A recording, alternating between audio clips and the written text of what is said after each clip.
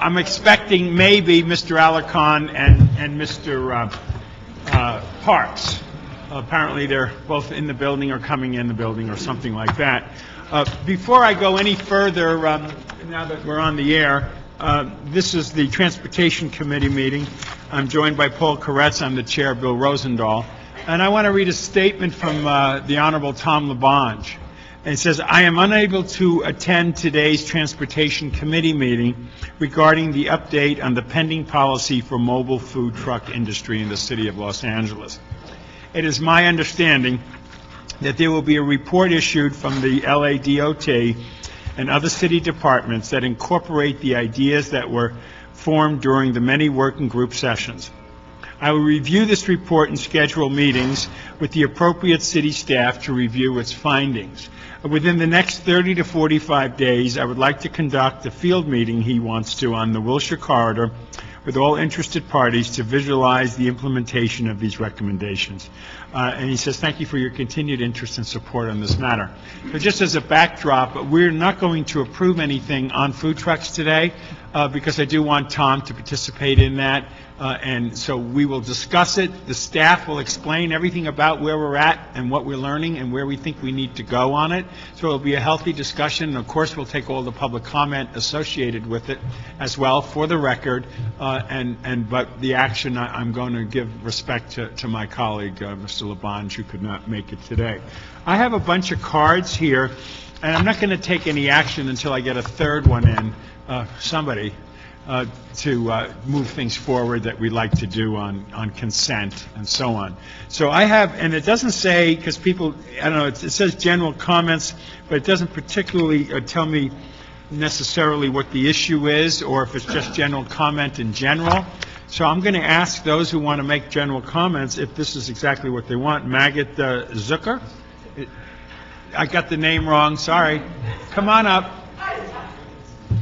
I'm very bad at pronunciations. Is yours general comments? Food trucks. Oh, food trucks. Well, then that's a different item, okay? That's special item number 1, correct? Special 1. Yeah, okay. I'm going to write special 1 on that one, okay? Margot, great. How did I get the... Oh, God, give me a break, Bill. I'm terrible. Okay, this is also special 1. How about, is it Jeb? P-A-U-K-E-R? Is that general comment or food trucks? Okay. I'm just going to note them and put them in that file on that one, because it wasn't put on here. 100279, what's that? This is done by Antonia, or was that Roma? 100279, number 3. On regular general comment. Come on up to the podium. Good. That's 1. How about, is it Patrick Lyon? Oh, hi. Patricia. Food trucks. That's the honorary mayor of Westchester. A great lady, and they do the food trucks on a Friday night, so they have nice things to say. Okay, I have this one here. You're on two of them, aren't you, or just one? One is general public comments at the end, or I presume at the end of the meeting, and the other one is the item number that is addressed in that little box. Yeah, is that item number 5? Animals? I'm sorry, I apologize. It's item number 3. I apologize. No, don't worry about it. It's okay. Okay. So we got the 1 general comment from you, and then we have Charles, probably get the name wrong again, Harrel. General comment or food trucks? Come on up. And how about Santa Cruz? Is she general comment as well? Okay. Come on up to the podium, the 3 of you. Great. Okay, so we have 3 general comment cards here, and therefore, we're going to go forward with the 3 general comment cards. Thank you very much. Yes, go for it. Thank you. And say your name for the record. My name is Antonia Ramirez. Hello. May I start out by saying life is beautiful and I feel good. Ladies and gentlemen, it's no secret that if you have an excellent service provider within the Department of Transportation, you will enhance the flow of commerce, if not bring booming vibrancy. But with that heavy task comes much responsibility, such as the following: excellent customer service, like Officer Duarte, excellent. Employers and employees with morals, values, hygiene, and with great internal pride. Clean, disinfected, and non-filthy transportation that you will not catch. Scabies, MRSA, and or staph infections that are highly contagious whenever you sit on the LA City buses, trains, taxis, city chambers, chairs, and any other restaurants, bathrooms, hospitals, shaking of hands, bus, train stations, etc. And would you please also clean the Union Station? It sucks.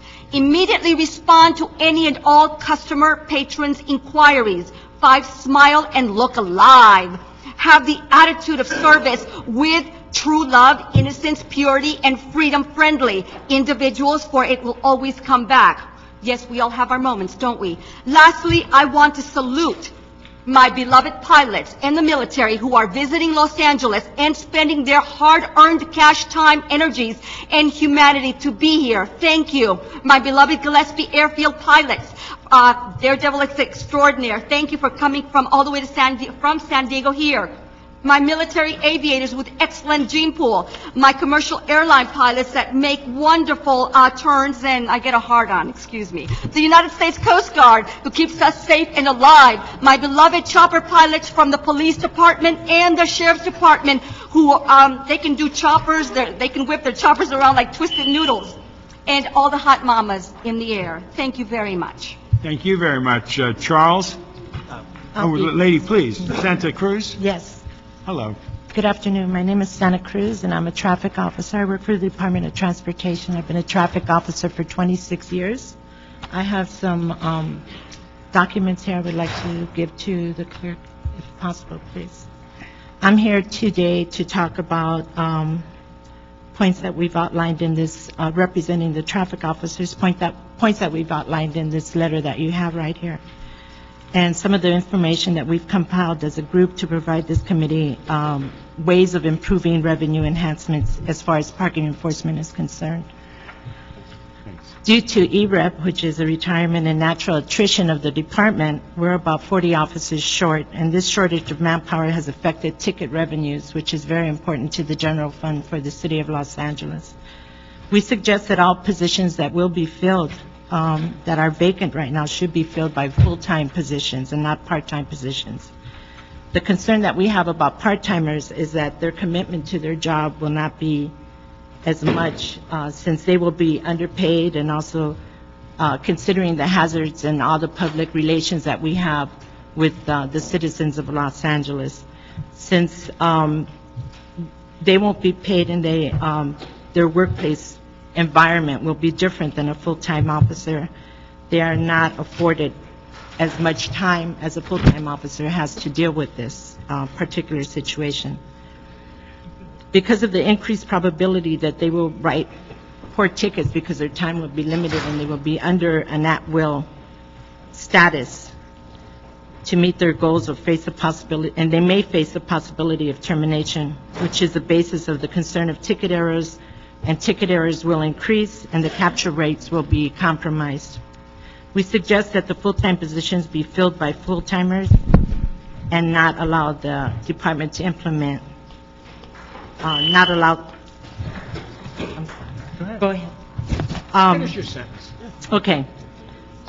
That, and also, if it could be possible that the department implement overtime tied slowly to ticket writing, because 2 hours of a full-time officer is worth 4 hours of a part-time officer writing tickets. Thank you. Just an incentive. And I would urge you also to go before the Budget Committee and discuss these issues, because it's a key issue, and I appreciate it. Well, we have more issues that are involved, and that would be entailed there if the committee would like to review them. Yes, we would, and I would like staff to review that and let us know. Yeah, we have Okay. a lot of issues in there. So I have here my colleague, which is Charles Harrell, and he'll continue to outline more areas. Thank you. Thank you. Good afternoon. Good afternoon, sirs. My name is Minister Charles Sorrell. I am a traffic officer with the City of Los Angeles, and I've been one for upwards of 8 years. Here are the remaining key points that we want to make to increase revenue and enhance parking enforcement. The low morale due to our management style, there has been an increase in conflicts among officers and management, having a significant impact on performance. Several key management figures in parking enforcement have been creating an environment of hostility, intimidation, and unprofessionalism across the board. Since such an environment has resulted in low morale and across the divisions, and which ultimately leads to low performance. In these times, officers continue to do the best job possible, but can do a better job in a positive environment. I want to skip down. We want to suggest that a neutral outside entity from the department for the department investigate the treatment of officers in the workplace and stop this persistent problem. A solution could be offered as sensitivity training for supervisors combined with the work stress classes for officers, as an example.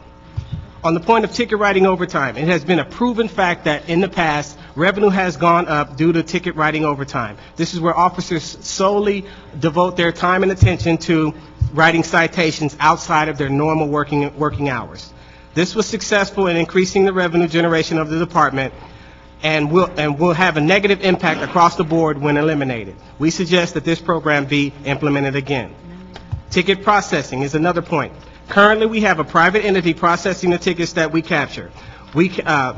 How much can the city save by bringing this in-house?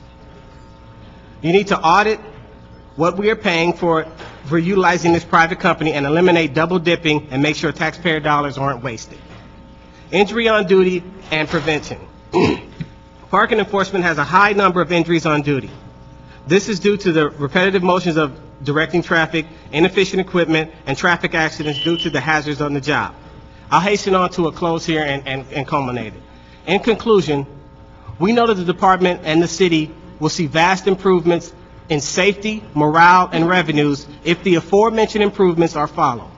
It's time for a paradigm shift, taking into account the input of the men and women that work this job and have the expertise and know-how to aid the city in the vision beneficial to all. We welcome the dialogue and partnership in involving parking enforcement practices to remain the #1 parking enforcement agent in the nation.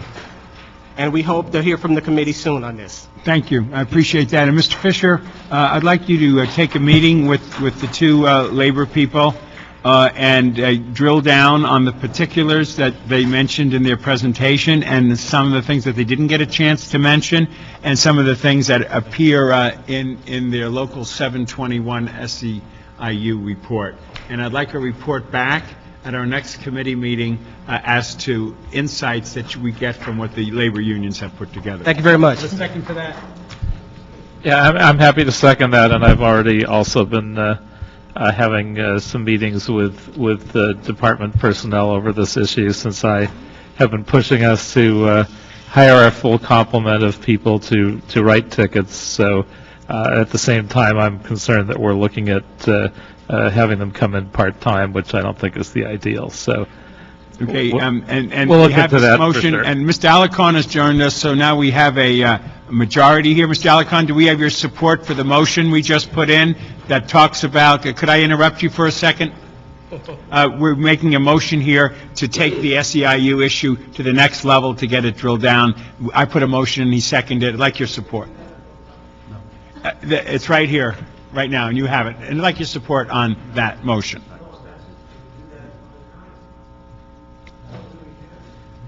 Well, can we do it in public comment? What can I do with what they said?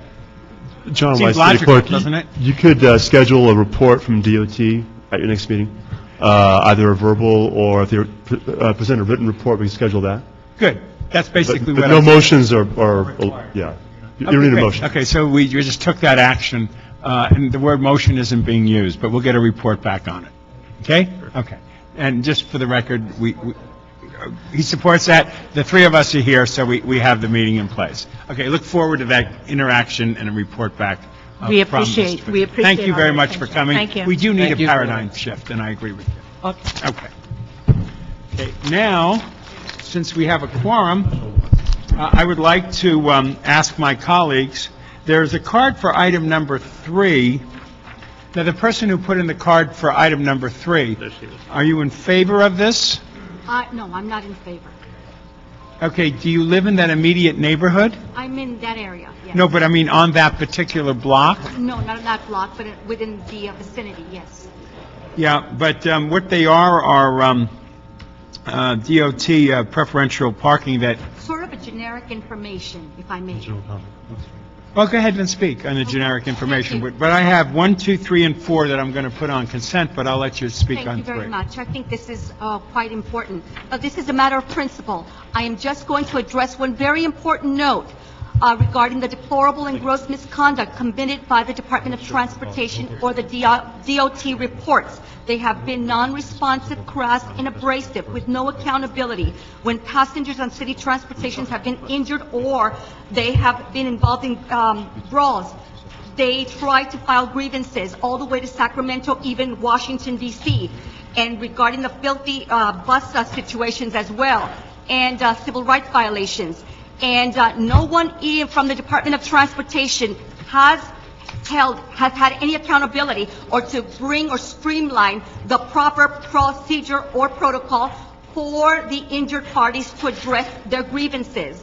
And that is my main concern, because we have to note the world, especially if you're going to be a big tourist site. You need to let them know that Department of Transportation will not respond in any way, shape, or form. And we're talking, again, full public safety. And they've obviously a very good example, because Mr. John White seems to also be crass, abrasive, and non-responsive. And I thank you, Officer Duarte, for helping me mitigate the damages. I thank you, and again, I do not trust the Department of Transportation in any way, shape, or form, and I want that put on record. I myself have also, with military, tried to access the Department of Transportation with no avail for 3 years. Thank you very much. Thank you very much. Appreciate your comments. And could we ask staff to tell us what the consent items 1, 2, 3, and 4 are on? Item 1 is a DOT report relative to renewal of temporary PPD number 63. Item number 2 is a DOT report relative to temporary PPD number 71. Item number 3 is a DOT report relative to the renewal of temporary PPD number 82. And item 4 is a DOT report relative to the renewal of temporary PPD number 95. This could be on consent. Do we have support for that? Yes. Mr. Alarcon, for those 1 through 4 consent items? Yeah. Okay, fine. So it's unanimous. We're moving forward with items 1, 2, 3, and 4. Okay, so we're starting to get some progress here. Item number 5, but before we do that, we have item number 6. That is a motion. Could you describe that motion? Item number 6 is a Reyes-Rosendahl motion relative to initiating the actions necessary to begin construction of the Arroyo Seco Bikeway River Confluence Gateway at San Fernando Road to Avenue 26. Okay, what I have here is, with your concurrence, colleagues, we'll move forward with item number 6 with the recommendation to approve the motion and request a report back in 60 days on the status of the construction, access, and maintenance agreements. That comes from our colleague, Ed Reyes. Any interest, concern, or can we do that going forward? Please. Okay, so it was unanimous to move item number 6 with the recommendations that we just did. Now we have items for public hearing, 5 and 7, and special item 1. Special item 1 is the food truck one, okay? 5, could we have that read, please? Item number 5 is a Department of Animal Services report relative to amending Los Angeles Municipal Code to expand the ban on sale of animals to include banning the purchase, and Perry Cardenas motion instructing DOT with the assistance of the city attorney to report relative to the posting of signs at locations in Santee Alley in downtown Fashion District stating that the sale of live animals is illegal. Thank you for that. We have 2 public comment cards on this. Could we ask Phyllis to come on up, and Malia, 2 of you, Ms. Darty and Ms. Kaplan? Where is she? Oh, here she is. Go ahead. Good afternoon, Ms. Darty, you're up first. Phyllis Doherty with the Animal Issues Movement. I know that there's going to be plenty of support for this, so I'm not going to speak on that particularly for the issue of time, because of course I support it. However, there's something very missing in this report, which is there is no penalty. So whatever's going to be posted is merely going to be words. This is a perfect time to tie in our administrative citations, which are still not done, so that if someone persists, I mean, if the warning should be enough, it's against the law, take a look at the sign, but if they persist and say, I've got a chance to buy a purebred Rottweiler puppy here for $100 and your warning means nothing to me, then our officer should be able to write an administrative citation of at least, say, $100 to have some impact on this, because otherwise we're sort of wasting our time.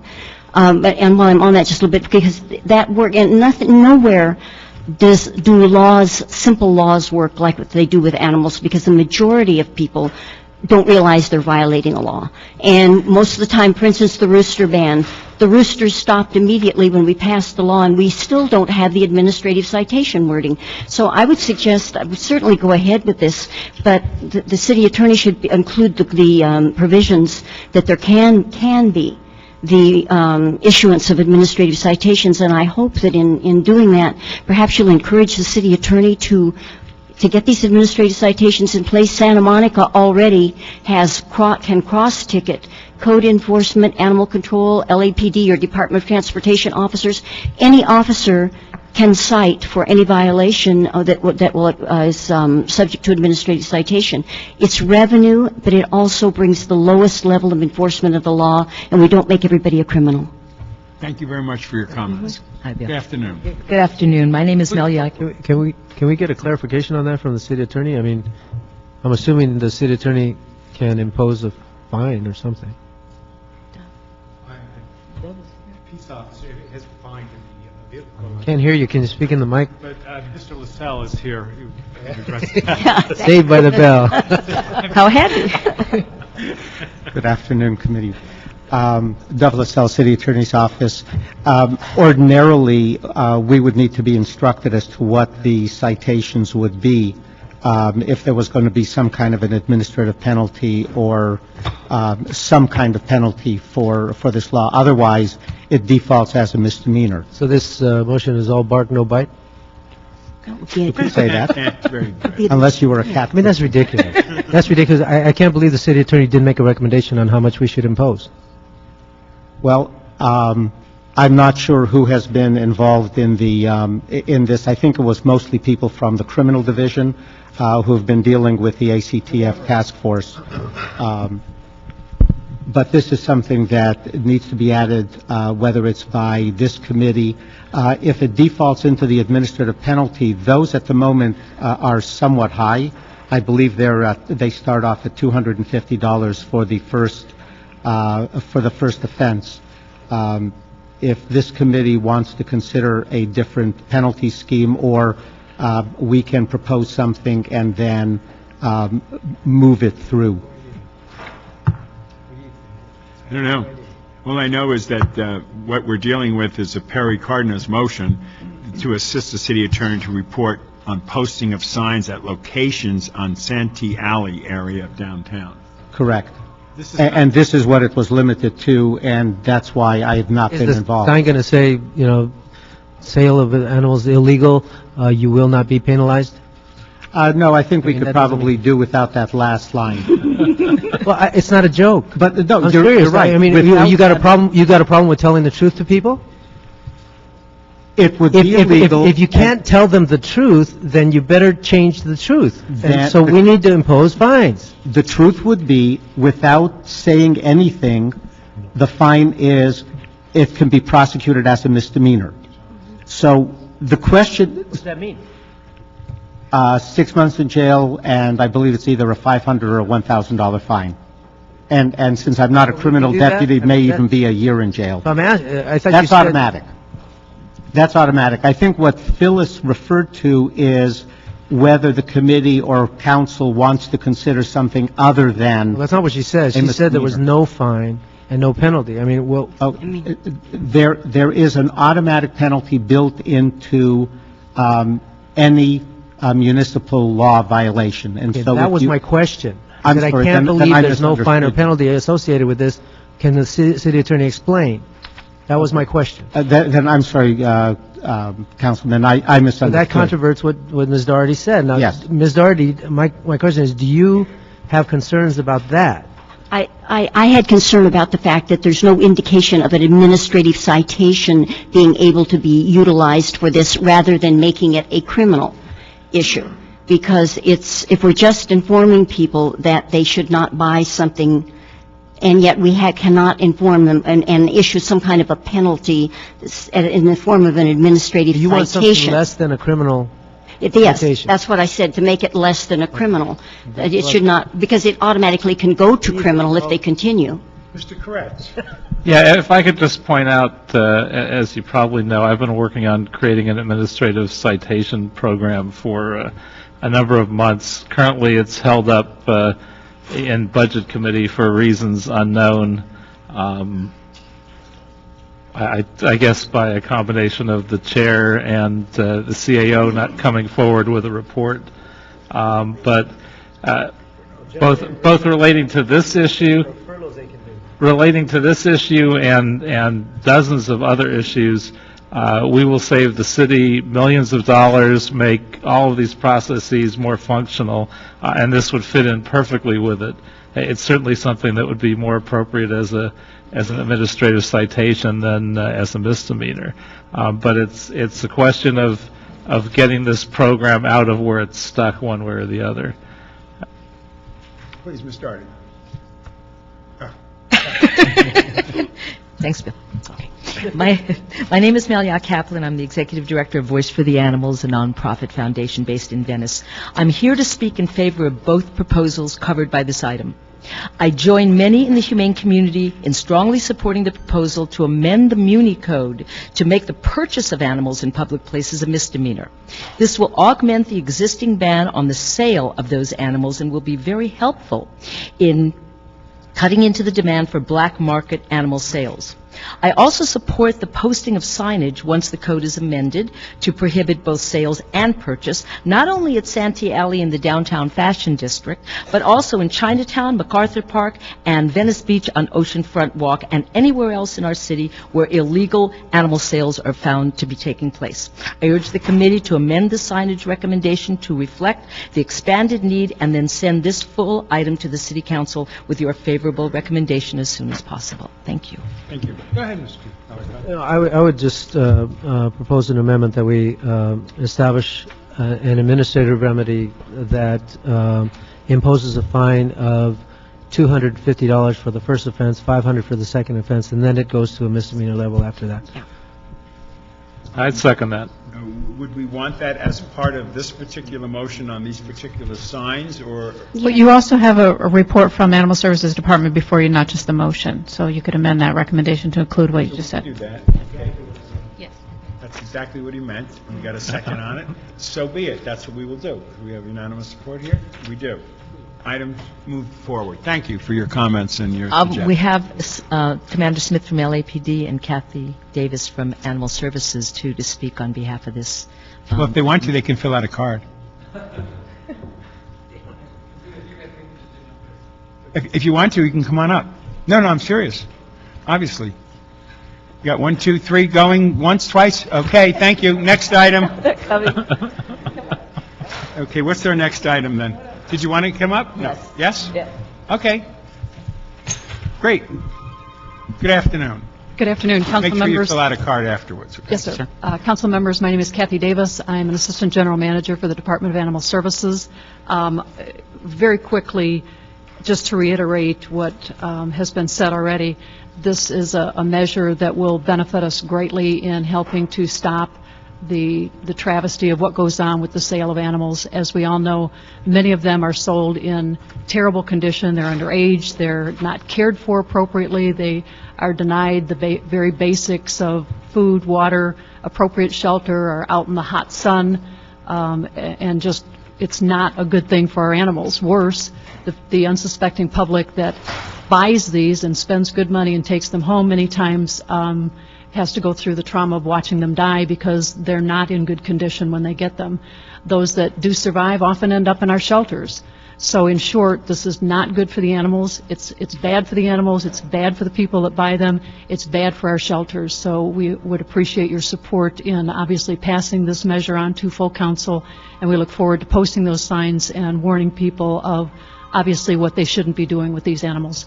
And thank you for stepping forward and saying that. Thank you, sir. I'm Yeah. Andy Smith. I'm a commander for the Los Angeles Police Department. I was in charge of Central for several years, including the Santee Alley area. I couldn't agree more with what you said. People need to buy their animals from an animal store, from a pet store that's licensed, that pays taxes, that people can learn how to take care of their animals, not from somebody with a cart on the street. And many of the animals that we see, we've rescued animals with broken legs, and many, many times the animals are already dead. Many times the people are selling animals that are illegal, birds that have been smuggled into the United States, as well as the turtles that are illegal to sell here that contain a lot of salmonella, and causes little kids to get sick when they touch them, and then they end up catching different diseases themselves. So thank you so much for your support on this. I sure appreciate it. Go ahead, Mr. Koretz. Just one question, just to clarify. Are these same penalties applying to both buyers and sellers? That would be our hope. Okay, so we'd hopefully be creating an administrative penalty system both for buyers and sellers, so we wouldn't have to take them to court until they'd had a couple shots at it. Yes, sir, that would be our hope. Okay, thank you. Great. Well, Thanks, thank you sir. both for coming Thank you. up and speaking on behalf of the animals that need voices. And so we made a motion, we amended the motion, and we unanimously moved that forward. The next item is item number 7. Yeah, item number 7 is a mitigated negative declaration on City Planning Commission report relative to amending the Atwater Village pedestrian-oriented district to create a community parking credit program. Okay. Planning Department and CD 13, come on up. Going once, going twice? Okay. Go ahead, CD 13 first. Representing our esteemed colleague, Eric Garcetti. Good afternoon. Marcel Porras, Senior Planning and Economic Development Deputy for Council President Eric Garcetti. I'm here to pledge our full, strong support of moving the recommendation forward and adopting a new parking credit district for Atwater Village, tying it to the pedestrian-oriented district. This is a project that has been led by the community. It came out of a neighborhood council initiative to hire a consultant to look at how to remedy a specific issue in Atwater, that to create businesses that are pedestrian oriented but weren't unable to meet the parking requirements because of the historic nature of the district. I'll let the planning department expand more on the issue, but what came about was a very creative way to address that issue that identified current parking supply that was underutilized and to establish a parking credit based on that. We feel that it's a great solution. It's one that was initiated in conjunction with a consultant, Civic Enterprises, through the initiative of a community group, and with support from our office and DOT staff and planning staff, and so I think this is a slam dunk for us. Very Thank you. good. Do fill out a card so we have a record of you speaking. Good afternoon. Good afternoon, Tom Henry from the Planning Department. This ordinance is going to amend the Atwater Village pedestrian-oriented district along Glendale Boulevard between the LA River and the Glendale City border. The buildings, it's a commercial strip, and along that it's characterized by one-story, two-story business buildings that are right up to the sidewalk. It's a very pedestrian neighborhood, commercial district. Most of the buildings were built back in the 1930s. And there's a desire, as stated by Councilman Garcetti's office, to preserve that neighborhood feel, but yet still encourage businesses. Unfortunately, what happens if a new business comes in, let's say a restaurant, they'd have to come in as a change of use, and that would require the current code parking on site. And what that would create would be a problem that more than likely the buildings that are there would have to come down to provide more parking on the site with a new building being placed. This allows for, in lieu of providing on-site parking, to purchase credits to make up for the shortfall in parking, and that credit pool is based upon underutilized public parking on the street or in public parking lots. We have this in place already on Colorado Boulevard, and in Eagle Rock, it's worked very well there, and this would be the second place to have such a zoning thing in it. Thank you. Colleagues, any questions on this? Hearing none, we approve the recommendations. Thank you very much. Thank you. A great presentation, too. Okay, I have 20 cards, and we're going to give a minute apiece, and just know that this is going to be continued, but you all came down here, and we want to get it on the record what you have to say. And for those of you who weren't in the room, I want to read a statement by Mr. Tom Labange. I'm unable to attend this committee meeting today regarding the update of pending policy for mobile food trucks industry in the city of Los Angeles. It is my understanding there will be a report issued by LADOT and city departments that incorporates the ideas that were formed during the many working group sessions.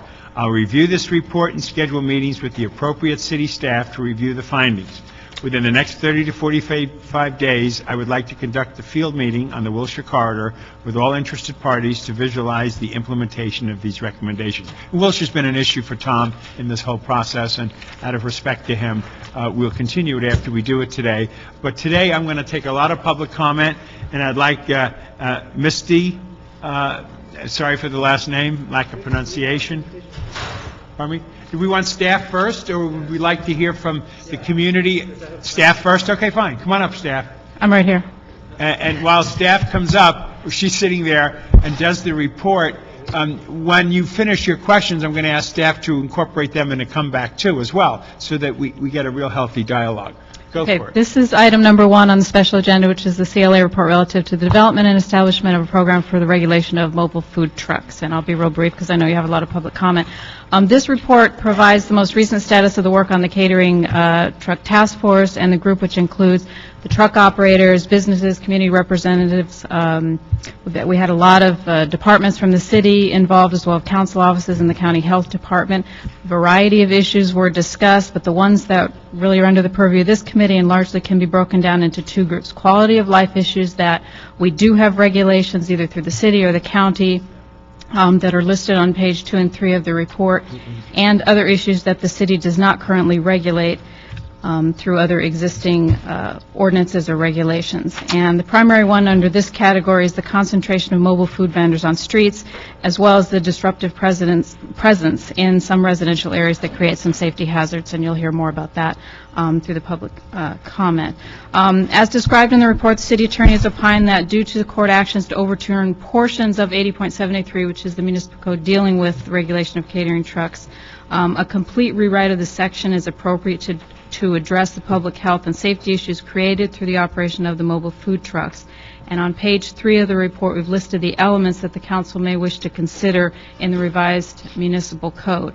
The most controversial, and I'm sure you'll hear from the public on that, is the 4th bullet that deals with allowing 1 mobile food truck per roadway block.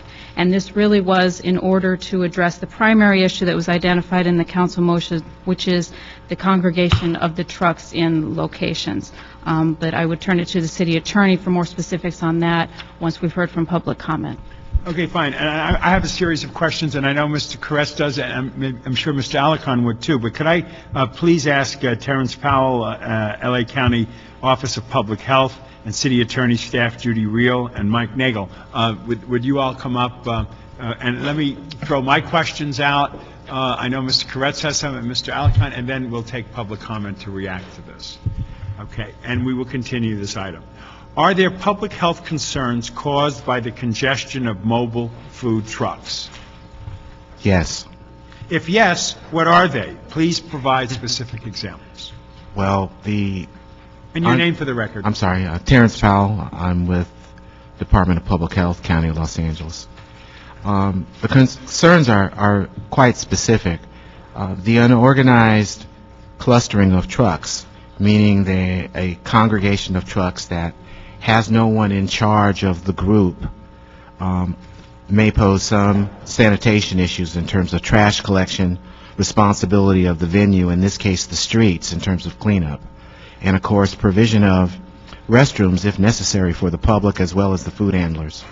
All right, let me go to the next question, which says, How can we broaden our enforcement capability on LA County laws such as the bathroom permission letter? Specifically, is there a way that our city enforcement officers, such as parking enforcement, LAPD officers, and Bureau of Street Service, street use inspectors, can dual enforcement of this county law happen?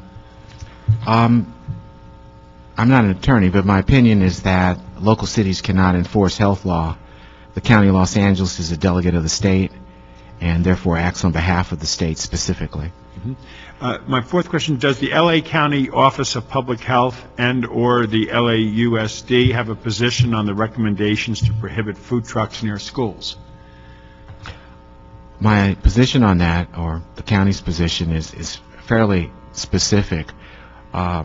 Illegal vending is endemic throughout Los Angeles County, including the city of Los Angeles.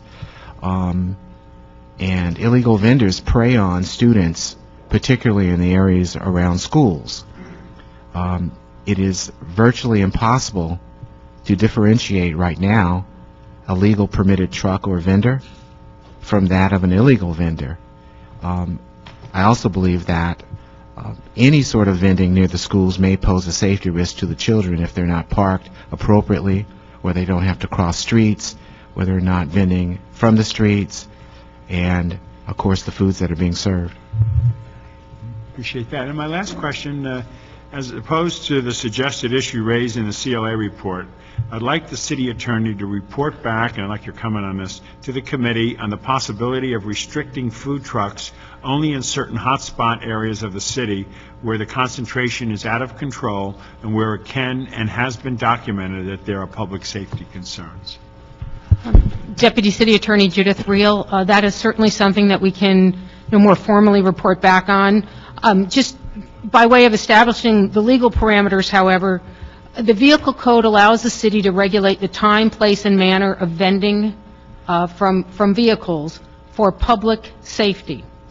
And there is a case, Barajas versus City of Anaheim, where the City of Anaheim attempted to ban mobile vending in residential neighborhoods.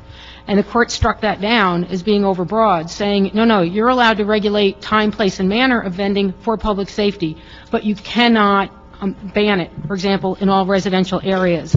So if what you're proposing is to ban it in selected, targeted portions of residential areas because there is a public safety need that really couldn't be adequately addressed by other time, place, and manner regulations, that's certainly something we can look into. Good. Okay, Mr. Koretz.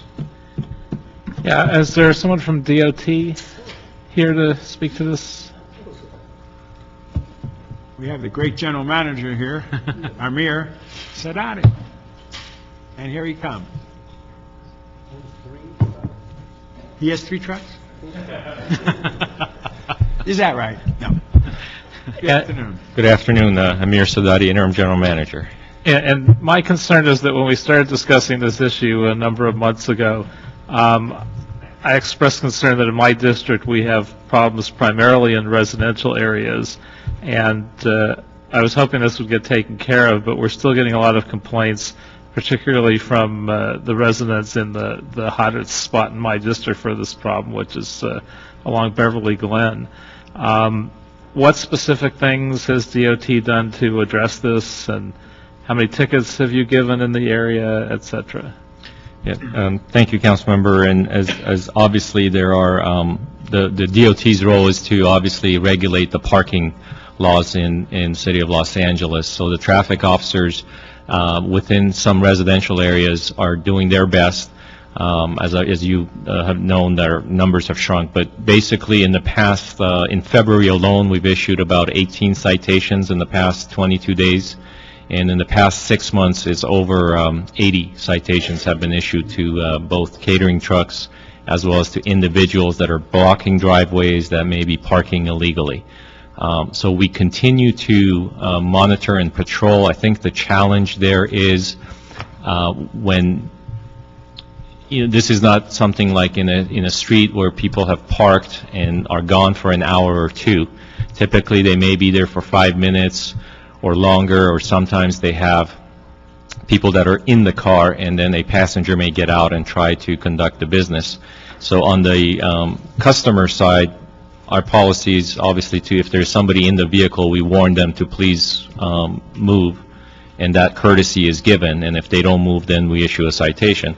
Within the, again, the catering trucks, if there are specific safety hazards, if they are blocking visibility, if they are parking too close, or whatever legal means we have within the LAMC or the California Vehicle Code, our traffic officers are doing their best to make sure that those violations are captured. And what are the short and long-term plans to specifically address problems with residential violations in residential areas regarding food trucks as opposed to the commercial? Well, I think as mentioned, we're looking at this comprehensively, council member, that you have to look at, the overall impacts and also work hand in hand with our attorneys, our partners in the counties. So we obviously are looking at multiple types of solutions that could work in areas such as the commercial corridors as Wilshire, as well as residential areas such as Beverly Glen. It's not easy, I think, as we work the legal means of how do you distinguish this vehicle from other vehicles. I think that's a challenge that we as a department have, because we regulate vehicles at this point, and there is a distinction between a commercial vehicle and a non-commercial vehicle. But the business that they're conducting, for a transportation, we're giving parking tickets. We're not giving tickets for them not having a business license or not having the correct health and code violations. So that's where I think Councilmember Rosendahl talked about a multi-agency of enforcement. We're one piece of that enforcement, which is, again, the parking regulations. And I think because so many folks have been getting away with this activity relating to food service, we're starting to see more and more of it also relating to sales from vehicles. So I did a motion about a month ago.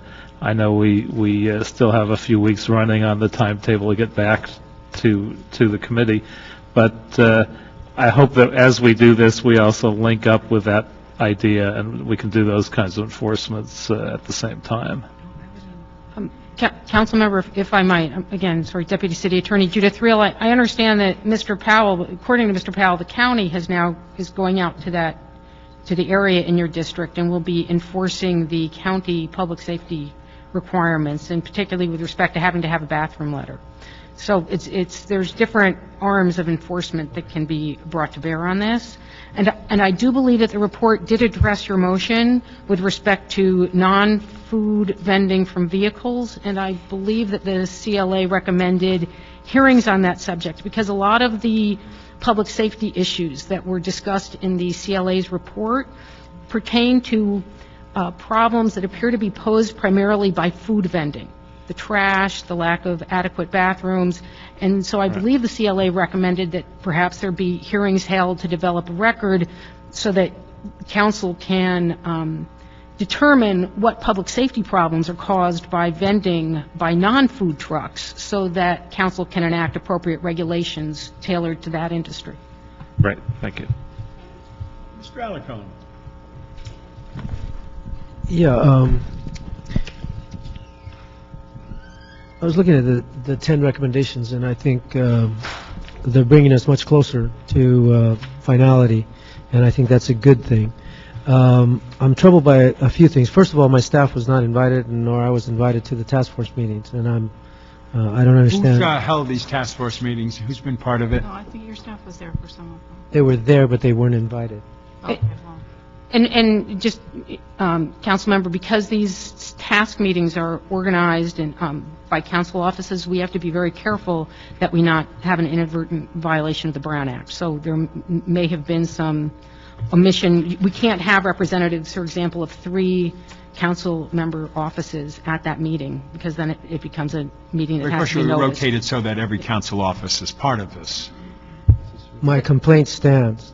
I or my staff were not invited to the task force meetings, and as somebody who has to make a decision on this, I'm and as standard protocol, not only I believe that's incorrect, and we could figure out how to avoid Brown Act problems, but I'm offended. Okay, that's not the way to do business. Secondly, how many times did the task force meet? It says, in the report, it says several times. How much is several?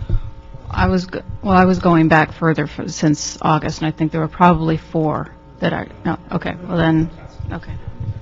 Everybody's putting 2 fingers up now. There's some truth to this 2 fingers? Unless there are a bunch of peaceniks out there. 0. That's my fellow. You must be on my staff. No, I'm sorry. I was it was my understanding that there were only 2 meetings, and the report gives the impression that there were many more. By saying several, I'm assuming there's at least 3, maybe more. But as I understand it, there were only 2. And thirdly, did the task force vote on these recommendations? No, we talked about them. No, we talked about them. There was no voting by the task force. So I want to make it clear that while the report, when you read it, it gives the impression that the task force supports these recommendations when, in fact, they were never given the opportunity to vote on them. And in terms of having the opportunity to discuss them, it's my understanding that they were told about them, but there really was very little discussion at all. And again, I don't think that's the way to do business. I don't think that's the way to create laws for the people of Los Angeles. And having said that, I only have 2. I only have issues with 2 of the 10 recommendations. I'm making a lot of assumptions here. I would like the task force to say up or down or modify or give us some recommendations directly, just the task force, not infiltrated by council members or anything else. Just, I want to hear what the people say that are interested in this. And the task force itself is very diverse, and I'm fine with that. But having said that, there are 2 that cause me a little bit of problem. Actually, I think they'll cause DOT a lot of problems. First, number 3, prohibit the sale of food within 2 blocks of a school. What's the definition of a block? Well, typically it's, from one intersection to the other. Typically, you mean there are exceptions? No, the state vehicle or the California Vehicle Code is clear on that. So, we don't have it here. I haven't memorized it, sir, but it's basically begins with a street and ends with a street. I would have to assume from your statement that all the enforcement officers might have a different interpretation of what that is. No, I believe we do a good job of explaining the city, and our officers know the city very well. Wouldn't it be easier just to say feet? How many feet? Wouldn't that make it clear to everybody? Well, again, blocks within the city could range from 200 feet to 800 feet, so there are differences. So I think if the law or the proposed ordinance would say something like within a 500-mile or 500-feet radius, 500-foot radius. You would get votes for that, but my point is that wouldn't it be easier to enforce if everybody knew it was, say, 500 feet? As opposed to 2 blocks. I think we have certain regulations that have certain feet, council member, and sometimes it is difficult because that becomes a judgment. We don't give our officers tape measures, or they have to walk it or measure it. So yes, you have a good point, but what I'm saying is the other side of it is also challenged, to have an exact feet and to be able to say this is within that guideline. So again, this is all work in progress. This is something we're working with the... Isn't it true that as a result of the discussion about medicinal marijuana that we actually know exactly what 500 feet would be from every school? Yes. We have those maps already laid out? Yes. So we could hand those maps out to everybody? Yes. Okay. What is it for ice cream trucks? Which I'm assuming is the same concept of why we want to limit them from being by schools. And I absolutely support limiting them from being close to schools. We don't regulate ice cream trucks, so I don't know the answer. Oh, okay. City Attorney? Well, there is a regulation on the books, and it says 500 feet of the property line of a school between 7:30 a.m. and 4 p.m. on regular school days. I think it should be the same because, number one, we already have an established legal precedent for ice cream trucks. This would be consistent. We'd probably avoid a lot of liability if we do it consistent with ice cream trucks. And Councilmember, I mean, everything you're saying is appropriate, and it is council's call. That's your decision. So Yeah, that's so I it's lawful. would move that we amend item number 3 to say 500 feet from a school, which is approximately one block. That's And fine. Of course, there are different sizes of blocks, but typically it's 10 blocks per mile, right? So I assumed it was 500 feet. I picked 500 feet out of the air, but DOT doesn't have any issue with I that. just had a guess, and the ice cream trucks are consistent, so I would move that we amend this to say 500 feet. With regard to number 4, allow one mobile food truck to sell food per roadway block. Again, we run into, what if it's a really long block and people are really hungry? So I'm wondering if, I know the city of Santa Monica, I believe, they do it by feet, and it's 1 truck for every 35 feet. So I don't know if there's a length that we could focus on rather than say, 1 truck per block. Again, Councilmember, and it's the same analysis would apply. I believe this is it's appropriately your decision to make. If you think that's an appropriate regulation, it's certainly something that my office would be willing to defend, to measure the distance by feet. Thank you very much. One of the concepts that the task force was asked to consider was the notion of synergy. The fact that there may be some areas of the city where food trucks and restaurants combined can create certain kinds of synergy that are beneficial to the city of Los Angeles. This requirement would kill that notion, and I wonder, did the task force even consider the synergy thing that they were directed to consider? Who can speak for the task force?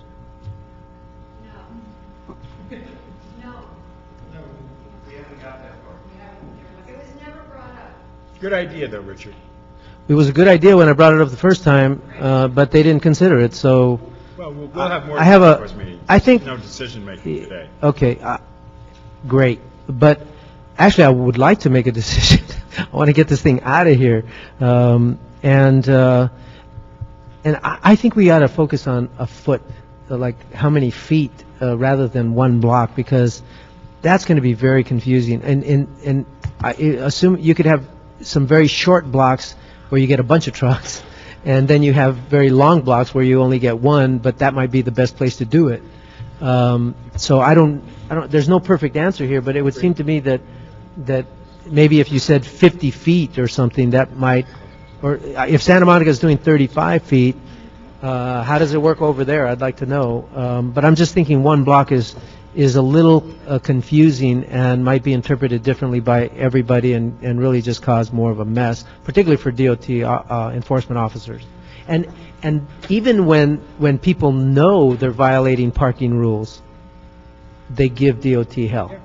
I mean, so why do we want to create more problems for our enforcement officers as opposed to making it very specific of what I mean? They can walk off 50 feet if they think it's a violation. You got more questions, Richard? No, actually, with regard to all the other things, I think it's really good. It's a good report. Again, I support democracy, and I want the task force to be a little more. I'd like to be a little more clear as to what the task force wants us to do specifically, as opposed to what is interpreted from a discussion at the task force or maybe a presentation at the task force. So other than that, I think we're moving ahead very well, and we're very close, and I really want to get this done. Me too.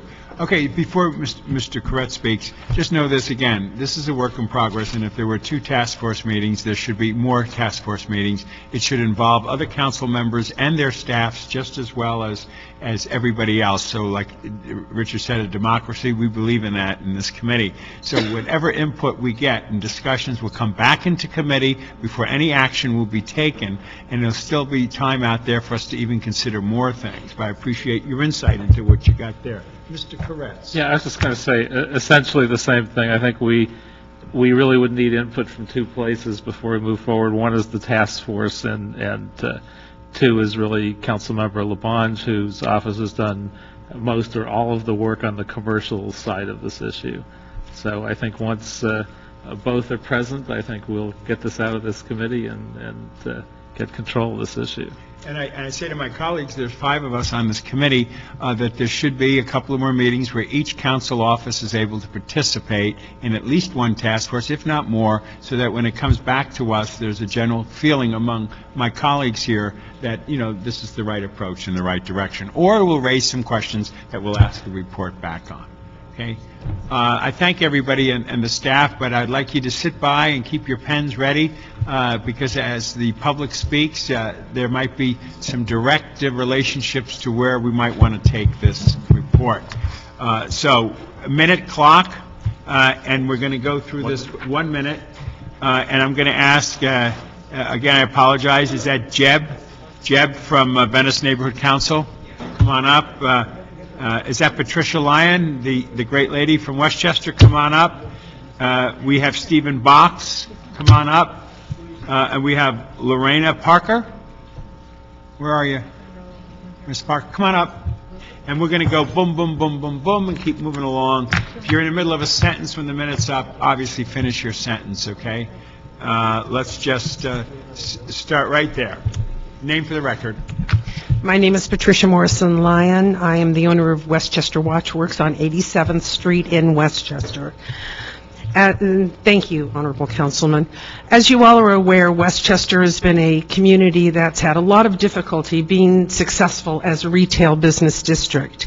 We have a business improvement district, and we are an enterprise zone. We work very, very closely as a community. And over the last few months, we developed our own First Friday program.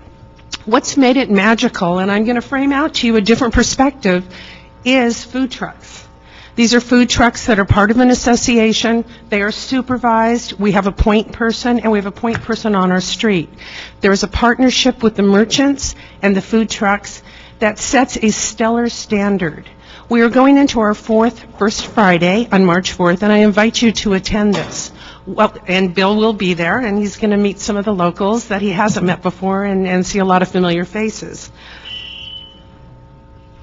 What First Friday has helped us do with the food trucks from the Food Vendor Association is to drive people to the Central Business District.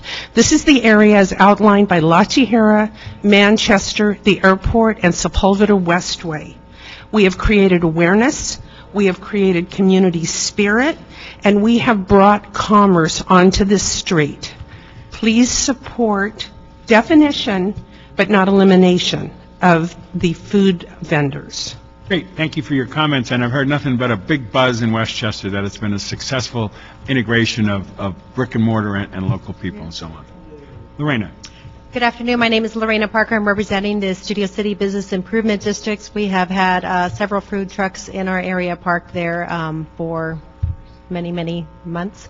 And I wanted to just stay here, say that I was in support of the CLA's recommendation to limit the food trucks to 1 per block, or 500 feet or 1,000 feet, or however that might be defined in the future, as it's going to be a helpful all around for public safety. So. Okay, there needs to be flexibility, because Westchester on one hand saying it's creating a whole sense of community and they're close to each other, and another location they're not. So city attorneys, obviously, we have to have a certain flexibility in how we view these things. Right. Pardon me? That's right. Maybe we can even do that. It allows that flexibility. And I know that there's a lot more work to be done on the whole food truck, and I know that this committee only represents one small aspect of it, but it's a long road ahead, I think. Thank you very much. Thank you. Appreciate your comments. Sir. Stephen Box, candidate for City Council representing District 4. And I'm here because I'm shocked that in Los Angeles we would encounter tremendous success and immediately say, well, my goodness, that needs a special permit. This is a very successful social phenomenon, and the first thing we seem to do is want to over-regulate it and crush it, limit it. And we should be looking for opportunities to embrace it and support it and find ways to get behind the success here. The City of LA goes out of its way to encourage UPS and FedEx, and they actually compete with the U.S. Postal Service. But they provide a vital service and they contribute to the robust economy of our communities. We support tour buses, taxi cabs, limousines, just folks in general that are making deliveries or loading their cars. We look for opportunities to make things work and establish common ground.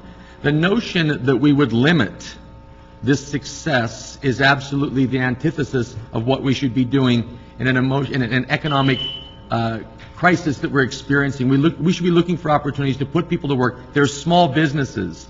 We should be creating the same kind of make one phone call and get all the help you need from the City of LA that filmmakers enjoy, for example. But instead, you still have to navigate a system that's getting more complicated. So I'd urge you to join me in supporting the mobile food vendors of Southern California. Appreciate your comments. Jeb. Thank you. Jed Palker, Venice Neighborhood Council. As you know, in the nearly 3 years since the first gourmet food truck arrived on Abbott Kinney Boulevard, Venice has gone up the flagpole with up to 35 trucks on the street, plus 12 on a private lot there, reached its tipping point, and has finally begun discussions, positive discussions between the vendors and the merchants on Abbott Kinney in one of the more congested areas of food trucks. We finally started to realize the positive benefits of positive dialogue. Understanding that the CLA's report today is an interim report and can't be considered comprehensive, I'd like to call attention to the Venice Neighborhood Council's recommendation number 4, that new regulation should account for increased intensity of use, the food service area in the public right-of-way, and also the new regulation should account for traffic and parking impacts brought by food truck patrons. I suggest that these considerations may go closer to the core issues than would a blanket one truck or two truck per roadway block restriction. Thank you. Thank you very much for that comment. Thank you all four. Mary Patterson, Kent Smith, Leah Ross, and Margot Zucker.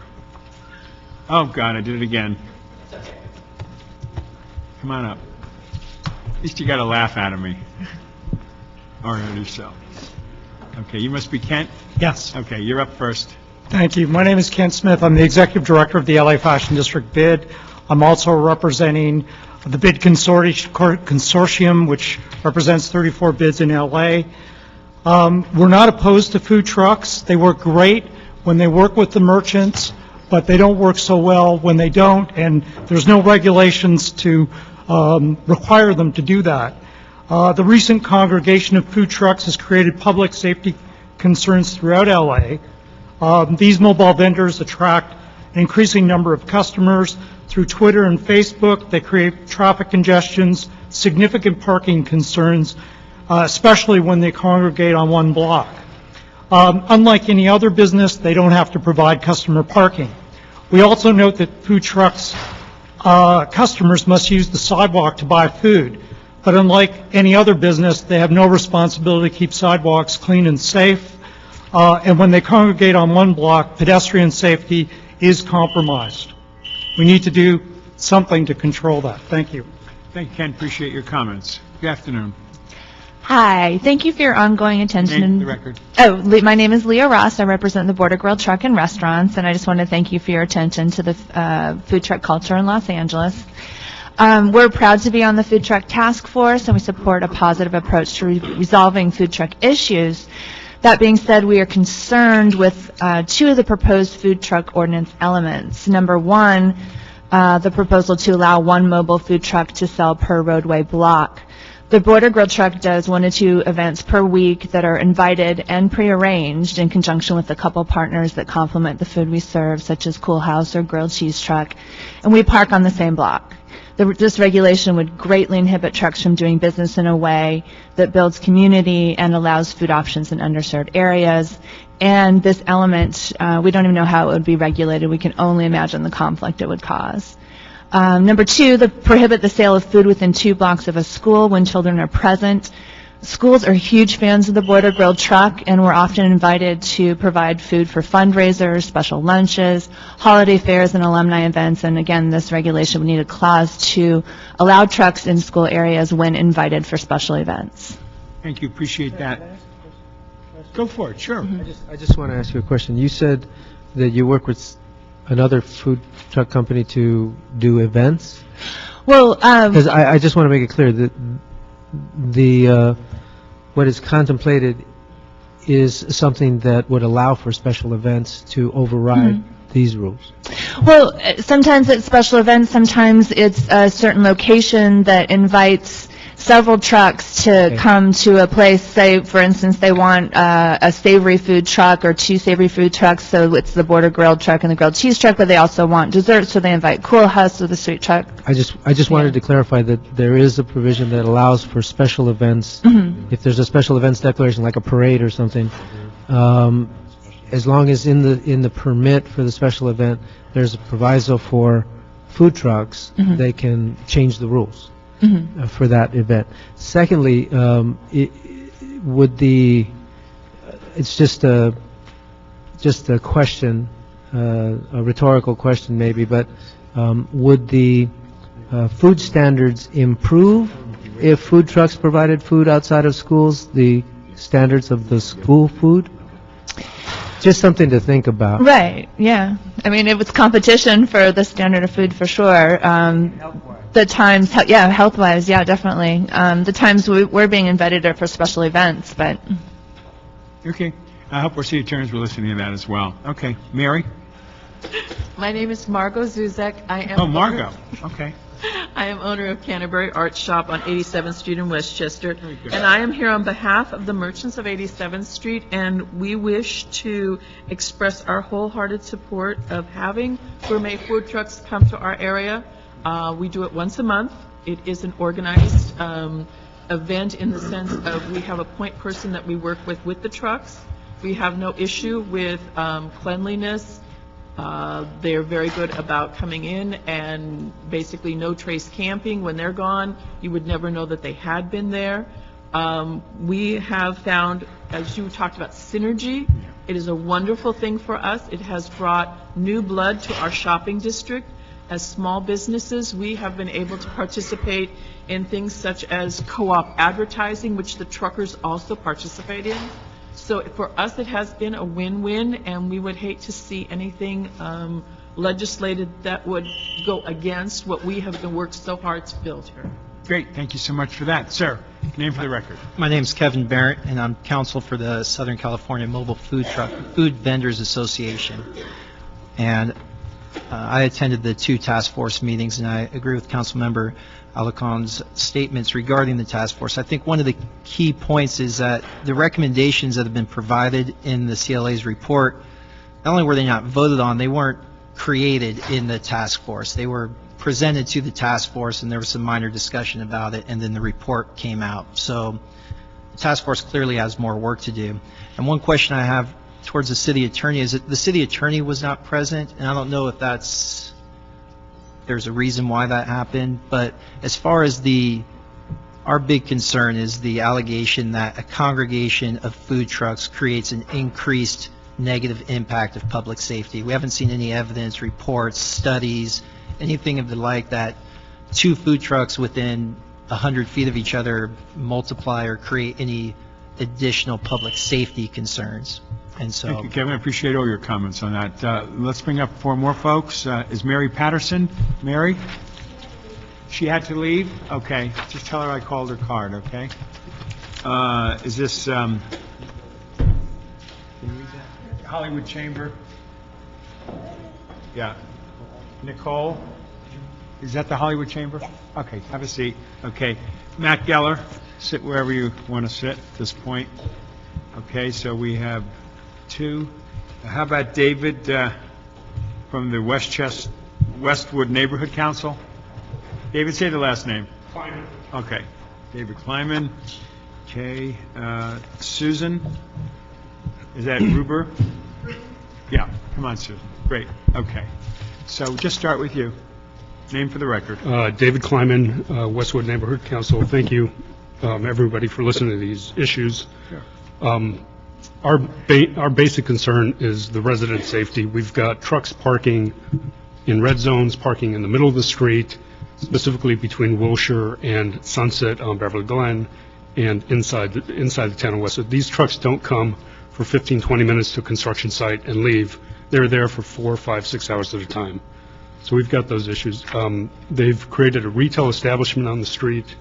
There are too many trucks in one street. It's blocking all the residents' driveways going in and out, so that's a traffic issue and a safety issue. It's an ongoing problem. It's minimal enforcement by traffic DOT, which is a problem. What we're seeking is some kind of harsher permit or restrictions to those who don't take into consideration the existing laws. Thank you. And of course, your council member is well aware of those issues too in your district there. Thank you for coming up and speaking. Nicole Shahanian with the Hollywood Chamber of Commerce. On behalf of the Hollywood Chamber, I'm here to support increased regulation of the mobile food truck industry to address a number of public safety issues as well as to help make the restaurant industry more competitive with food trucks in LA. As you know, in recent months, we've seen a significant increase in mobile food vendors in Hollywood and areas throughout the city. Whereas these trucks used to concentrate on industrial areas where there was a lack of restaurant options, they have now moved into central Hollywood, parking adjacent to existing restaurants, taking up already scarce parking and causing a variety of public safety concerns. Additionally, because they do not have the same overhead costs, these mobile trucks can undercut the city's existing restaurants. They literally roll in, take the business and our tax dollars, and leave. The Chamber believes that increased regulation and control over the mobile food vendors, such as what is being proposed, is a good first step in helping to address public safety concerns associated with the food trucks and to help make the restaurant industry more competitive. We are especially supportive of limiting the congregation of trucks to 1 truck per block. Increased regulation of trucks would be in the best interest in the city, and we urge you to move forward with this. Okay, thank you for that. But I will always remember Westchester's confluence of groups that make sense for them. So we're going to have to be rather creative in how we put this document together. Right. I'm not going to insult Westchester that's having a joyous moment of the combination of it. So we have to be creative, but I appreciate your comments too. Yes, ma'am. Hi. I'm Susan Rubin, Vice President of Homeview Westwood Property Owners Association. We represent 1,100 homes. We have been asking for 8 years for legislative relief with penalties to resolve the serious safety issues we have on our street. Parking tickets are just a cost of doing business to these trucks. We have people parking illegally. The residents take their life in their hands when they try to exit their driveways because they cannot see oncoming traffic. Beverly Glen is very congested without catering trucks and the multiple large, huge commercial vehicles that come where drivers even park in the center turning lane and block driveways to buy their food. We really need some relief from this legislatively. Susan Strick in 2005 had told us that if we got a petition from the residents, she would give tickets, and after 3 tickets that she would take the licenses away from these trucks for a good long period of time. They park in preferential parking zones. They park everywhere. They have no regard for the law. Thank you for that. And, you know, there is different areas in geography that where it might make sense and other geography where it doesn't make sense. And I think you've made that point very clear. Appreciate that. Sir, your name for the record. My name is Matt Geller. I'm the CEO of the Southern California Mobile Food Vendors Association. At the last meeting, there was a lot of praise from planning about how food trucks create organic public space. And I think that was, I'm stealing, Councilman, your phrase. So with that, that's part of the attractive nature of this emerging industry, and this 1 truck per block would kill this emerging industry. The economic impact of that would obviously shutter down throughout the industry, which is not just food trucks, but also people that supply them with food, manufacturing of these trucks, thousands of jobs, hundreds, probably thousands of entrepreneurs would be affected by this 1 truck per block, which is restrictive and has really, from what we've seen, nothing to do with public safety. I'll tell you that this emerging industry that's centered, the epicenter is here in Los Angeles, is spreading across the nation. And with that, it's also spreading, one of our trucks just opened a truck in Austin, is going to open up a truck in New York. The manufacturing that goes on in Los Angeles, they're shipping those trucks all over the country. I just met with the D.C. City Council and the Denver City Council. They want to know how they can make their regulations more in line with our regulations to really just look at things from a public safety perspective and not a competition perspective. Appreciate that. Appreciate all four of you and your comments. Now we have the Honorable Donald Keller. I call him Honorable. He's now has had his next birthday, and he's with the Brentwood Homeowners Association. Michael Russell,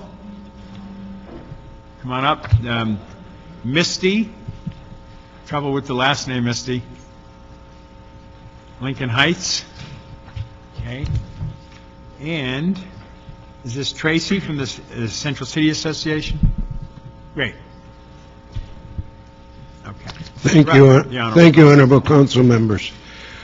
My name is Donald Keller. I'm resident of Kenter Avenue in Brentwood for 52 years, and I'm the Vice President and Director of the Brentwood Homeowners Association of 3,700 single-family residences in Brentwood. And one of the things I'd like to have you make a motion that I think is within your power is to include the Brentwood Homeowners Association under the category of the CLA's others as appropriate, because we never got notice, and we represent all those homeowners. I have my card here if you'll tell me who to give it to. But let me tell you, please, about the safety problem of these food trucks on Kenter Avenue. They park immediately adjacent to a residence driveway. There is no space after the food truck other than the northbound and on the other side the southbound lane. Kenter Avenue hasn't been repaved in 60 years. The uneven surface of Kenter Avenue moves cars into these food trucks and other vehicles. Until they repaved Kenter Avenue, you could prohibit food trucks from parking. In the meanwhile, you could paint red paint 10 feet from each of these driveways so the food trucks couldn't crowd up to the driveway, and then the resident who wants to leave his place of residence would have some visibility around the corner. Thank you. Thank you. Appreciate that. And one of the things our city attorney should look into is various zoning locations, If you're in an R1 neighborhood, obviously that is a big issue for R1 neighborhoods, which are a lot of the homeowner groups. Commercial areas have a different attitude about things. What Westchester is saying is a commercial area that brings synergy to a certain part. So we're going to have to really look at it from all of those different angles as well. Thank you, Mr. Keller, for that. Sir, your name? Michael Russell. Very good. I'm the co-chair. I was looking at that one. Okay, I'm the co-chair of the LAPD Olympic Division Community Police Advisory Board. I'm also a board member of the Wilshire. One second. Oh, okay. Take a break. Go I was ahead. going to say, one of the problems we're hearing is that one size does not fit all. There you go. Fortunately for us, is that we have to look at the California Vehicle Code, and we're limited as a city by what we can do. So Ms. Reel and I will be going through the California Vehicle Code. One of the answers may be actually going to the state legislature to fix this so that we can use zones, or because we are... Dr. Richard, he knows it up law. there. Yeah, very good. But I mean, it is a creative work in progress here, and obviously I want everybody to be on task force and be engaged in this. So make sure you give the card, and we'll see that you're in it. Thank you. We're back to you, sir. Okay, again, the co-chair of the LAPD Olympic Division Community Police Advisory Board. My name is Michael Russell. Yes. And I'm also a board member of the Wilshire Center Koreatown Neighborhood Council, but I'm here representing the Wilshire Center Business Improvement District, which represents 1,100 property owners, residential, commercial, and retail. And I support the CLA's recommendation to require mobile food trucks to obey all city parking laws and city regulations. I would support any motion that would apply all applicable laws, regulations, taxes, and fees that apply to brick-and-mortar business restaurants to mobile food trucks, especially those regulations that relate to health and safety. Thank you very much. Thank you very much. Misty. Hi, I'm Misty Iwatsu. I am with Council District 1. I represent the Highland Park Business Improvement District and the Lincoln Heights Business Improvement District. Our food trucks are causing blind spots at intersections. They're double parking, or the customers are actually double parking, making illegal U-turns, loitering, and blocking driveways. The food truck customers are congregating in our streets, parking spaces, and sidewalks, causing hardships for our handicapped citizens. Grease on the sidewalks are causing slip and fall incidents, especially in our elderly and handicapped customers. Recently, there was a mobile food truck along North Figueroa.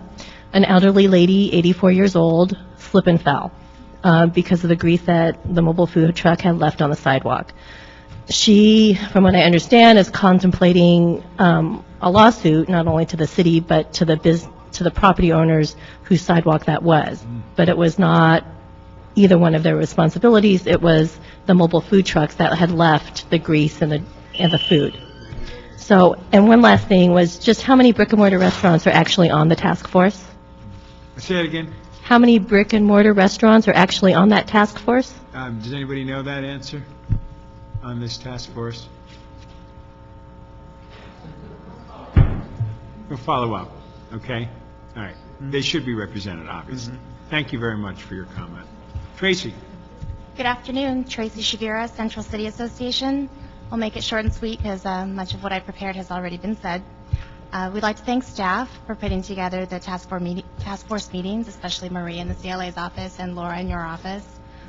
We were happy to participate and provide feedback, and we look forward to future meetings. While we understand that no action will be taken today, we would like to offer our support for the limitation of mobile food vendors to one vehicle per roadway block, or the feet idea, the goal being to reduce congestion. We do have other concerns relative to liability, signage, permitting, but we're happy to address those in the Jobs Committee. Thank you. Well, thank you very much for your comments. Thank you all four of you for that. Do we have Devin? Hollywood Property Owners Association? Is that Michelle Grant? Just for full disclosure, I've eaten the grilled chicken, grilled cheese truck stuff. I love cheese, and I've seen it a couple of times in different spots, so I'm not going to be biased, but I do love that cheese. And then there's Gary. Is Gary Rubin? Did we get you before? Gary, come on up from Beverly Glen. Is there anybody else who didn't fill out a card on this subject that wants to? Okay, so we're down to the last three on the subject matter. Oh, go for it. Your name for the record? My name is Michelle Grant. I am the Cheese Executive Officer of the Grilled Cheese Truck.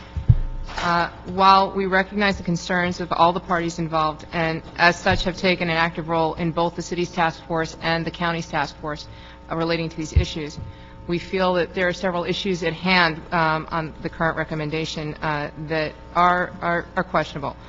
We feel the one truck per block is really more about competition than it is about public safety. I think having a clear definition of what we're talking about in terms of distance between trucks would deal with the public safety issue, but if you're just saying one truck per block, then it really is way more about competition. And as this committee is about safety and transportation, it's not appropriate for this committee. When it comes to the trucks being by a school, we have a lot of the same concerns that the Border Grill truck brought up. We are invited oftentimes to be part of school fundraisers and such. To just say when children are present, we feel is a little bit broad-ranging. Perhaps talking about it from during school hours may be more appropriate. To address Mr. Alarcon's issue, a question about the USDA and health and food question, as I learned through a lot of the questions that I've asked and been informed by the health department, if food trucks are not allowed onto school premises during school hours because of the USDA issue, and because the school administrators need to make sure to cover the USDA requirements in the food that's being offered. They can use it as part of a promotional program, but they still have to be responsible to cover the USDA requirements when it comes to children's nutrition. In terms of just two more things, I do want to reiterate there are regulations that are in place right now that regarding to trash removal and things of that sort that existing can be enforced and should be enforced. Every truck out on the road, every mobile food vending unit is responsible to remove their trash and take it with them and dispose of it appropriately at a corresponding commissary where they're housed at night. And the final note that I have is not the least of, one of the things that has not really been fully addressed, I think, and needs to be more, is to really look at the economic impact of the trucks on different areas, not the least of which is the partnerships that happen between business and the food trucks and the draw of them of new business to areas. The ladies from Westchester brought that up, but it happens on smaller levels every day with individual trucks going to individual businesses, and it's a real boon for the economy all over the city of Los Angeles. Thank you, I appreciate that. Sir? Yeah, Gary Rubin, Homely Westwood Property Owners Association, and also a resident of Beverly Gun Boulevard. We have been dealing with this problem for over 9 years now. The task force did not deal with the residential problems. My wife is on the task force. We had some private meetings. There were many things that were brought up about that specific problem, which is a secondary highway, but I don't think any of the residential issues were really dealt with in the recommendations. There are many, many serious serious safety issues. We have a book with pictures of all kinds of safety issues. All types of accidents have occurred, very, very serious accidents. There have been many tickets issued. Tickets alone are not enough. It's a cost of doing business. It's a very, very busy highway, or secondary highway, and they make a lot of money. There's been a lot of damage to private property. There, every single day we have trash to pick up. They eat lunch on our lawns. They block our driveways. It is impossible for my wife or I to leave our home unless there are two of us there, one to get out on the street to see if there's any traffic coming. I have a 20-month-old granddaughter, and if she's there and I'm home alone with her and have to go somewhere, we cannot leave our house because it's just too dangerous. And I have pictures to verify all of this information. Thank you. Let me ask you on Beverly Glen, if you can, what part of it? I know Beverly Glen. I take all right, it's primarily, we live 2 blocks north of Wilshire. The problem really runs primarily from Wilshire to Sunset. Gotcha. The heaviest portion of it is from Wilshire to the park. When you speculate, why are there so many there? What's the... Because it's a busy highway, and there are a lot of cars and trucks coming by. The trucks also, some of them are huge. We have pictures of these enormous trucks in the middle of the street where they leave it. We have pictures of them blocking driveways, big trucks, and they won't leave. They're waiting in line to get their food. And I've gone there. I had to leave the house. There was a truck in front of my house. I went over to see who owned the truck, and the guy says, "Well, I'm in line here. I'm not going to lose my place in line. You're going to have to wait till I get my lunch." And this happens every single day. They're there 4 to 6 hours, 6 days a week. Every day. So it's a totally different issue than you have in commercial areas, and the task force has to deal with that as well, and it's not. I agree, and I appreciate your articulation. You made a lot of sense on that. Sir? Hi, I'm Devin Strecker with Hollywood Property Owners Alliance. We represent 2 business improvement districts, Hollywood Entertainment District and the Sunset and Vine District. And combined, our property owners pay $4.8 million per year towards safety and cleaning services for our neighborhood. All the brick and mortar restaurants pay those assessments through their lease agreements. Our property owners support the restriction of 1 food truck per block. The food trucks benefit significantly from the improvements made by our business improvement districts, but they do not contribute any funds to keep the community clean and safe. We're also concerned that they're using parking meters to do business, taking parking spaces away from the brick and mortar restaurants, doing business on the sidewalks, which the property owners are liable for, and the restaurants have to pay revocable permits to use. We're concerned about impeding the views of traffic and traffic signals, creating public safety hazard, and a lack of officers able to enforce the rules or regulations applicable to food trucks. Well, thank you. Thank you all very much for your comments. It was a diverse set of points of views and attitudes. I think the city attorney captured it right. One size doesn't fit all, and we have to, as we go forward, in the task force meetings, please, whoever's in charge of that staff-wise here, and not only encourage my colleagues to participate in it, but also any of the folks whose cards came in that do represent residential communities, like the Brentwood Homeowners Association, or any other group in an R1 neighborhood. So we have the right combination, the right mix to put it all out there. And maybe we're going to need some state legislation to assist us, but one size doesn't fit all. We've just felt that in the discussion here in the room. So on that note, we're going to hold this in committee. We'll continue this discussion. I appreciate my colleagues' comments on this as well, and everybody from the community that came out. We have one more public comment card. Charles Leone.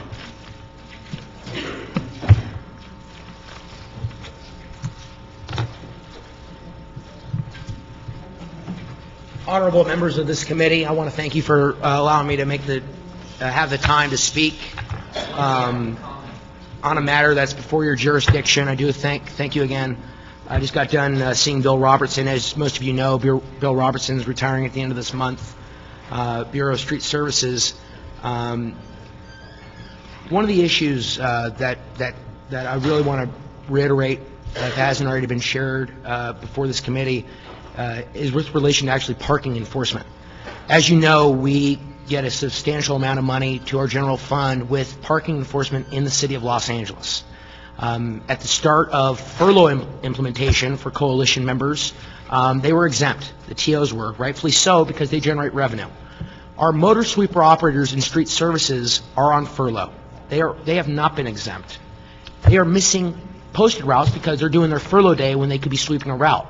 As a result, parking enforcement is canceled for that day. You are losing money every single day, times the number of parking citations which are usually issued on any given posted route, which is roughly 12, times it by the dollar amount of the citation, which is usually $60, times it by the number of posted routes enforced on any given day. Let's pick a Friday. You have 110 posted routes enforced on that day. One day alone, you're losing significant money. Each month, your general fund is losing $500,000. You have lost, since July, more than $3.5 million to your general fund because motor sweeper operators in the Bureau of Street Services are on furlough, and the TOs, you can't issue parking citations for streets that have not been swept. So I wanted to bring that to your attention. It is a matter within your jurisdiction. We do appreciate your leadership and everything that you do for the city of Los Angeles, and thank you so much. We understand this is not an easy time to govern the city, but know that you're in our thoughts, you're in our hearts, you're in our prayers, but please make the right decision. Have Bernard Parks hear this in the Budget and Finance Committee, have the right decision made, and really question the CAO, and really question those intentions. Okay, well, thank you very much for your comments, and Mr. Mir Sadati, do check in with him on that. There are many of us who feel furlough days have impacted revenue streams as well as not providing the services out there. Right. As we get into this budget situation this spring, all of that stuff will be on the table. And I can tell you, I can't speak for my colleagues, but I'm sure they feel the same way. Right. If anybody is a revenue-generating opportunity for the general fund, to furlough them is not a good idea. And if we can find ways to move forward without furloughing them to bring in that revenue stream, it's a no-brainer. But thank you for that comment, and on the record with that comment as well. Is there any other comments about anything else, colleagues? Anything else you want to bring up? Going once, twice. The meeting is now adjourned. Thank you all for coming. Let's go get a grilled cheese. What's that, cheese? Let's go get a grilled cheese. I did it twice.